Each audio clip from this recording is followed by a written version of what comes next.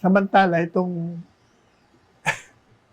National Task Force to End Local Communist Armed Conflict o yung NTF-ELCAC, nako, yung mga nagpaplano, nag-iisip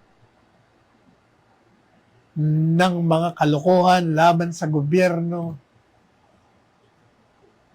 sumusimpatiya, tumutulong sa mga armadong rebelde para pabagsak ang pamalan. Kayo ay humanda sapagkat ang NTF-ELCAC dahan-dahan na kumakalap ng mga ebidensya laban sa Partido Komunista ng Pilipinas, Communist Party of the Philippines. At kasama na yung mga kaalyado nila upang sila ay maklasify na mga terorista sa ilalim ng Anti-Terrorism Act. Yan po ang sabi ni General Antonio Parlade Jr. Sabi po ni General Parlade, nag-aantay lang kami ng designation at proscription ng itong mga organisasyon to be prescribed as terrorist organizations.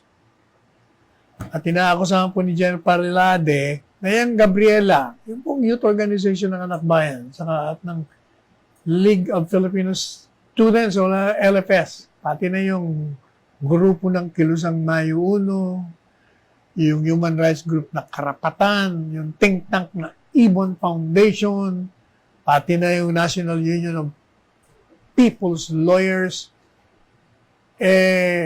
ito ay mga legal fronts ng Communist Party of the Philippines.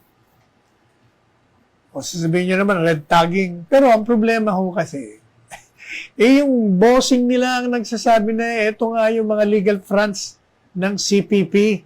Si Jose Maria Sison, sa kanya po nag-umpisa yan. In fact, one of these days, ilalabas natin dito sa programang ito, yung video na si Joma Sison, bata-bata pa siya noon. Ginangalanan niya yung mga legal fronts ng CPP, kasama yung Gabriela, kasama yung KMU, kasama halos lahat ng mga binabanggit niya. Kaya sabi nga ni Secretary Delphine Lorenzana, nakausap niya rin si General Antonio Parlade at pinaliwanag doon ni General Parlade sa kanya yung kaugnay sa mga payag niya kay Lisa Soberano. Pati na yung si Catriona, si Miss Universe.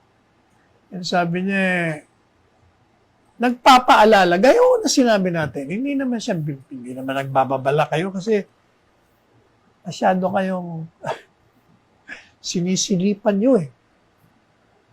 Medyo maging maselan kayo sa mga pagsasalita rin. Sapagkat kung babasahin mo naman yung payag ni General Parlade, klarong-klaro, pinagtatanggol niya nga na huwag niyong i-regtag. Ang medyo questionable nga doon, gaya ng sinabi mo mismo sa kanya, yung dinagdag mo pa kasi, not NPA yet. Pero ang ibig lang naman sabihin niya doon, hindi pa nagiging NPA kasi, kung baga, kaya siya nagpapayo, baka ikaw ay mapaniwala sa kanilang mga doktrina laban sa gobyerno at gayahin mo yung mga ibang batang-batang, mga magagaling ang utak na sumama sa NPA. Yun, tinangal silang bangkay dahil nakipaglaban sa mga armadong militar natin. Yun ang sinasabi. Sabi nga ni Secretary Delphine Lorenzana, pati si General Parlade. At ang inyong lingkod, huwag niyong sabihin ng militar na nagre-red tag.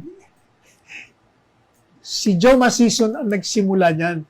Kung baga, siya nagsabi, these are the legal fronts. Ito ang aming mga kalyado. Tsaka,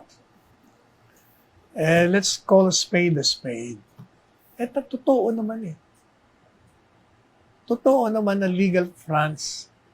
Sapagkat, iisa lang naman ang gusto ng CPP, NPA, at saka kayo.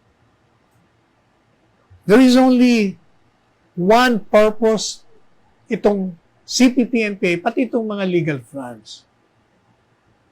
Of course, yung mga legal fronts, hindi sasabihin na, we want this government fall. Hindi yon. Ibang estilo nila. Sabi, they keep on criticizing yung mga ginagawa ng gobyerno with respect to human rights, poverty, employment, lahat. Pero effectively, ang ginagawa nila, sinisiraan mo gobyerno para yung taong bayan hindi na maniwala sa gobyerno. O ano pa ba? Ang purpose mo to put the government down. O hindi ba yun ang gusto ng CPP-NPA? O kaya kayo tinawag na legal kasi hindi naman kayo hayagang sinasabing we want to destroy this government by an armed revolution. Kagaya ng CPP-NPA, iba, talagang armadong revolution sila. O, kaya kayo naging tinatawag na legal front.